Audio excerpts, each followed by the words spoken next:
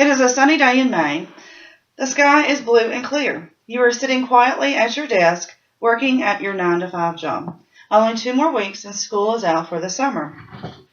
Suddenly, the radio DJ interferes the lunch hour broadcast and announces that there's been a bomb threat at the local middle school. Parents are urged to meet their students at the designated evacuation spot. You jump in your vehicle and you speed away. When you reach the spot, chaos is everywhere. 500 students are milling around, trying to locate 500 parents. You feel the panic crawling up your spine, and you race around trying to find your son. Where is he? Is he safe? Has he been left behind? If only he had been allowed to keep his cell phone with him during school hours, you would be able to contact him. Cell phones should be allowed into our middle schools. Technology is a wonderful and ever-changing beast.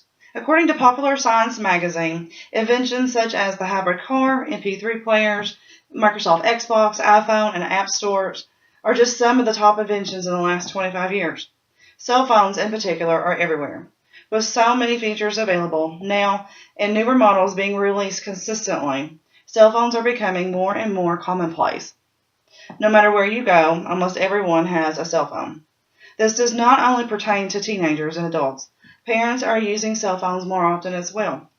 Margaret K. Nelson, in a recent book, Parenting Out of Control, states that, as a study conducted by Pew Internet and American Life Project, found that among households composed of married couples with children, 89% own multiple cell phone lines, and about 57% of the children in the household have their own phone as well. But should cell phones be allowed in middle school? I believe that middle school aged children should be allowed to bring their cell phones to school. The issue of not allowing these children to carry their phones is not only hurting our children, but it's hurting the parents and the school staff as well. By not allowing cell phones, parents are out of touch with their children. According to Vanessa St. Gerard from Education Digest, a cell phone war is taking place in the New York City public schools. Officials have begun enforcing the district's ban on cell phones on the school property by confiscating thousands of phones from the students last year. Meanwhile, parents are arguing that the phones are their lifeline to their children, and they demand that the policy be changed. While the school and the city officials, including the mayor himself, stood their ground and refused to budge. My middle school age student goes to school with about 600 other children. There is only one secretary in the front office who answers the phone. What would happen if an emergency happened at the school and she had 600 parents calling to find out about their child? The first priority, obviously, would be to make sure that all the students are safe and accounted for. Answering the phone would not be a major priority. But if my child had a cell phone with him, he could contact me directly and I could contact him. I believe that the school administration, the students, and the parents have the power to solve this problem. The cost to fix this problem is minimal. It would only just take a little bit of time and a little bit of effort for everyone involved.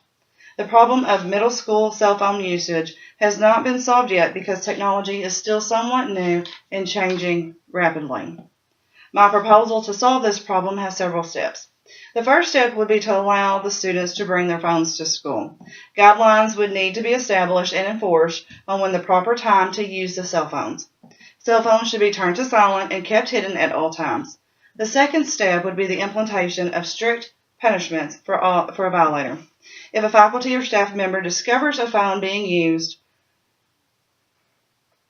the phone needs to be confiscated until a parent or guardian conference can take place.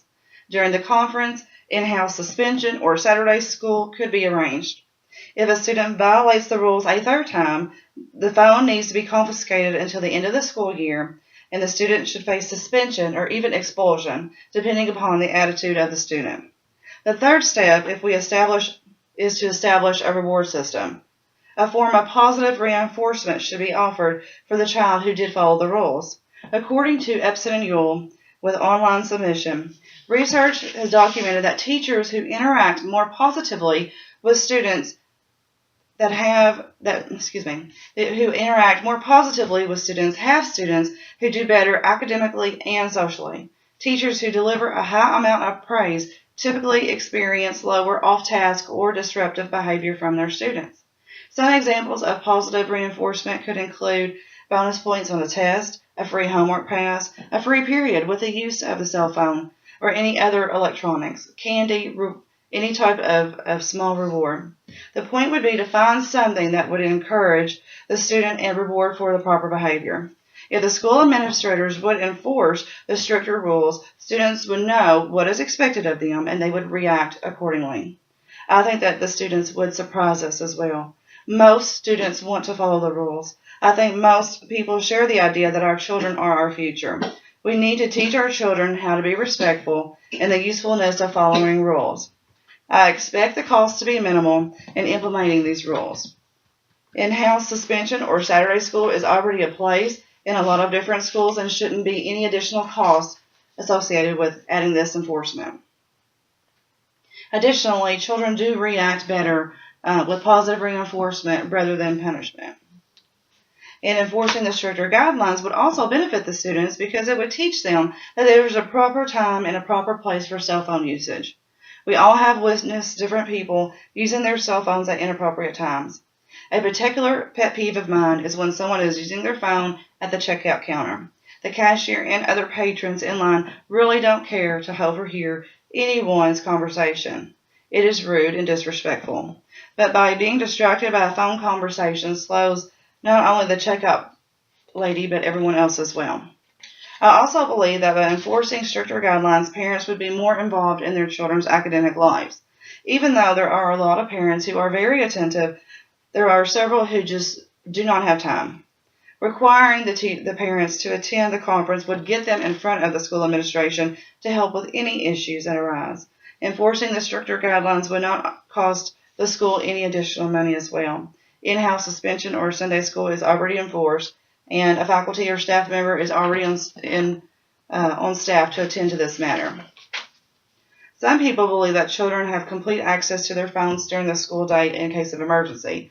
A fear that all parents live with is an invasion at their child's school. My solution does not require students to give up their phones completely, but rather keep them off to avoid distraction. By keeping their phones turned off, the cell phones would not distract the learning process. And according to David Root, principal of Rocky River Middle School near Cleveland, Ohio, in a recent interview, states that kids are now taking pictures of their math test for later classes and taking very inappropriate photos of other students, posting these pictures on the internet before school is even dismissed. Free use of the cell phones is simply not in the best interest of the student. Other parents could argue that cell phones should be completely removed from the school. Other research has shown that schools could significantly reduce the education achievement gap by prohibiting mobile phones in the schools.